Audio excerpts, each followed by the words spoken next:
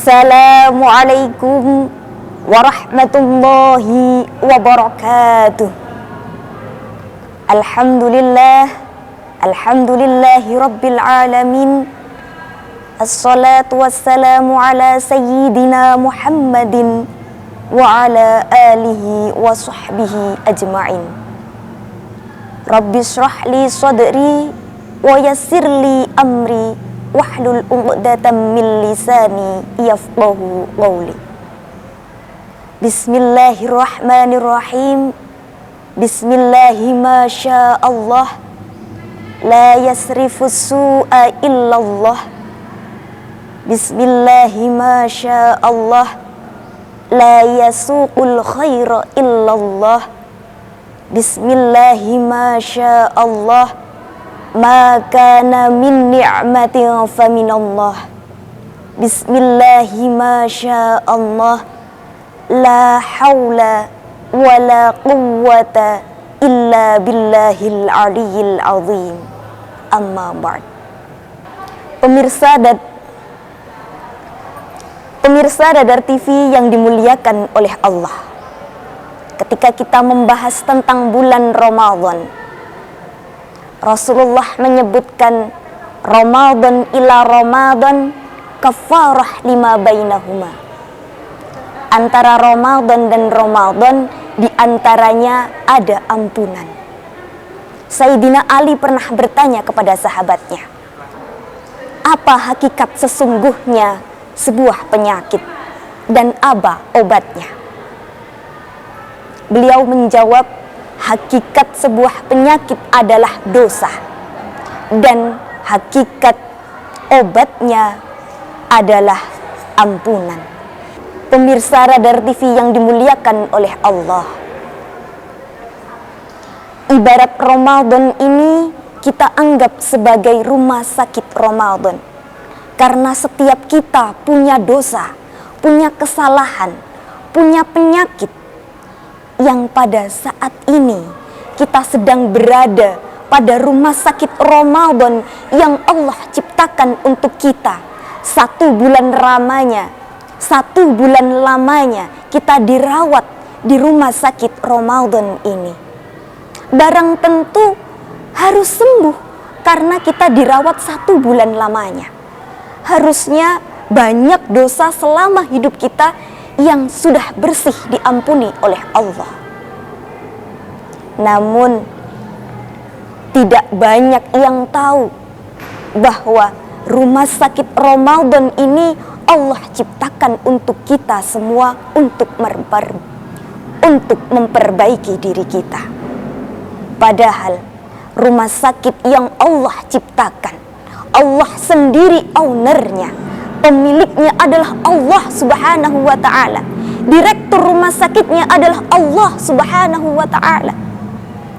Yang kepala seluruh dokternya adalah baginda Nabi Agung Muhammad sallallahu alaihi wa alihi wasallam. Yang resep obatnya, panduannya berasal dari Al-Qur'anul Karim. Maka rumah sakit mana lagi yang lebih bagus daripada rumah sakit Ramadan ini? Tidak ada yang lebih bagus. Semua sudah difasilitasi oleh Allah. Tinggal bagaimana kita menjadikan pasien yang taat kepada dokternya, menjadi pasien yang taat kepada dokternya. Ada pasien yang tidak bisa disembuhkan dengan rumah sakit Ramadan ini. Yang pertama, karena dia adalah orang yang sudah punya penyakit yang sangat akut, tidak bisa disembuhkan meski Ramadan ini 1 tahun lamanya. Apa ciri-ciri orang yang sudah berpenyakit akut, yang sudah tidak bisa sembuh di rumah sakit Ramadan ini? Yang pertama, orang-orang yang berminum minuman keras. Orang yang berminuman keras seperti khamr dan keturunannya. Dan semua hal-hal yang diharamkannya oleh Allah. Baik narkotika, narkoba, ekstasi, dan sejenisnya. Karena 1 tegukan minuman khamr itu adalah gerbang awal seluruh dosa besar akan dia lakukan. Maka dia tidak akan pernah sembuh oleh rumah sakit manapun, termasuk rumah sakit Ramadan ini. Karena penyakitnya sudah tidak bisa disembuhkan dimanapun, kecuali dia bertaubat kepada Allah dan berjanji tidak melakukannya lagi. Yang kedua, anak yang durhaka kepada orang tuanya. Na'udzubillah. Ridho Allah terletak pada ridho orang tuanya. Maka sebagai anak, berusahalah untuk selalu meminta ridho kepada orang tua kita. Baik ketika orang tua kita masih ada, ataupun orang tua kita sudah tiada. Kita selalu memohonkan ampun dan memintakan doa kepada Allah agar orang tua kita selalu meridhoi kita dan tidak menganggap kita sebagai anak yang durhaka. Karena dosanya Allah tidak bisa menyembuhkannya lewat rumah sakit Ramadan ini. Dan yang ketiga, memutus silaturahim. Silaturahim di sini berarti sambungan sanak saudara yang masih beraliran darah dengan kita. Jangan sampai lebih dari 3 hari kita sesama saudara saling bermarahan. Yang terakhir, orang yang di dalam hatinya menyembunyikan sebuah dendam. Orang yang di dalam hatinya memegang bara api kedendaman sesama makhluknya Allah, termasuk orang-orang yang tidak akan pernah mendapatkan hidayah oleh Allah, yang puasanya tidak diterima oleh Allah, dan dia termasuk orang yang dipalingkan oleh Allah dan tidak bisa sembuh melalui rumah sakit Ramadan ini. Maka jika di dalam hati kita masih ada rasa dendam, masih ada rasa jengkel kepada sesama saudara kita, lepaskan, niatkan semua demi mencari ridhonya Allah Subhanahu wa ta'ala. Insya Allah tidak ada di antara kita yang berada pada golongan 4 orang yang punya penyakit akut yang tidak bisa disembuhkan melalui rumah sakit Ramadan ini. Yang kedua, orang-orang yang tidak bisa sembuh melalui rumah sakit Ramadan ini adalah orang-orang yang tidak nurut apa kata dokternya. Siapa saja? Yang pertama, orang yang selalu melanggar apa kata dokter. Misalkan dokter nggak boleh makan pedas, dia langgar. Siapa dan apa larangannya? Yang pertama, larangannya adalah bohong. Karena berbuat bohong termasuk hal yang bisa membatalkan pahala puasa kita. Yang kedua, ghibah. Meskipun kelihatannya remeh, apalagi di kalangan emak-emak, wanita realita yang apa-apa sedikit Masya Allah, selalu menggunjing, selalu melihat kelemahan orang lain. Dosa ini bisa mengakibatkan pahala kita tidak diterima oleh Allah. Na'udzubillah. Yang ketiga, namimah, adu domba. Kemudian sumpah palsu.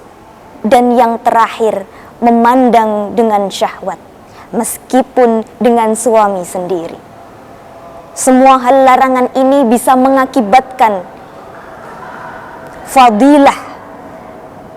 Semua larangan ini bisa mengakibatkan luruhnya semua ganjaran puasa kita. Terhalangnya puasa kita diterima oleh Allah Subhanahu wa ta'ala. Kemudian yang disarankan oleh dokter di rumah sakit Ramadan ini, yang pertama, perbaiki kualitas puasa kita. Caranya, lakukan semua hal yang sunnah dan tinggalkan semua hal yang haram. Mubah miliknya orang-orang yang tidak tahu, sunnah miliknya orang-orang yang tidak tahu. Tapi untuk orang yang bertakwa, sunnah adalah kewajiban. Mereka menjalankan sunnah serasa menjalankan kewajiban di bulan Ramadan, maka tidak ada amaliyah sunnah dan tidak ada amaliyah kewajibannya. Semua dijalankan dengan semangat. Yang terakhir, sedekah. Rasulullah pernah ditanya, amalan apa yang terbaik? Sedekah apa yang terbaik? Jawabnya Rasulullah, sedekah yang ada pada bulan Ramadan. Karena apa? Orang yang memberikan buka puasa pada orang yang berpuasa, maka pahala orang tersebut tidak sedikit pun hilang buat orang yang bersedekah. Misalkan kita hanya mampu bersedekah 10 orang buka puasa, maka kita mendapatkan 10 ganjaran mereka. Dan ganjaran mereka tidak hilang sama sekali. Begitu juga dengan ganjaran ibadah puasa kita. Masya Allah. Itu masih dilipat gandakan. Dan tidak sama antara puasa kita dan puasa orang-orang yang bekerja keras di luar sana. Orang-orang yang mencari nafkah, mencucurkan keringat, yang bekerja keras di bawah terik matahari, tapi tetap berpuasa. Ibadahnya, amaliyahnya, ganjarannya, pahalanya tidak sama dengan pahala kita yang di rumah saja. Kalau kita bisa bersedekah kepada mereka, maka pahala mereka bisa mengalir kepada kita. Alhamdulillah, Masya Allah. Pemirsa Radar TV yang dimuliakan oleh Allah, semua itu adalah rumah sakit Ramadan yang saat ini kita jalani bersama-sama dengan harapan semoga tahun ini bukan tahun kita menjalani Ramadan terakhir dalam hidup kita. Semoga Ramadan ini menjadi Ramadan yang terbaik selama hidup kita. Menjadi Ramadan yang sangat berarti di hadapan Allah Subhanahu wa Ta'ala, yang bisa meningkatkan kualitas iman kita, yang bisa meningkatkan ketakwaan kita kepada Allah. Setelah rumah sakit ini, rawat inap kita ini berakhir, semoga dimanapun pemirsa berada selalu mendapatkan hidayah oleh Allah, selalu mendapatkan petunjuk dari Allah sebagai hambanya yang bertakwa. Akhirul kalam, wallahul muwafiq ila aqwamit thariq. Wassalamu alaikum warahmatullahi wabarakatuh.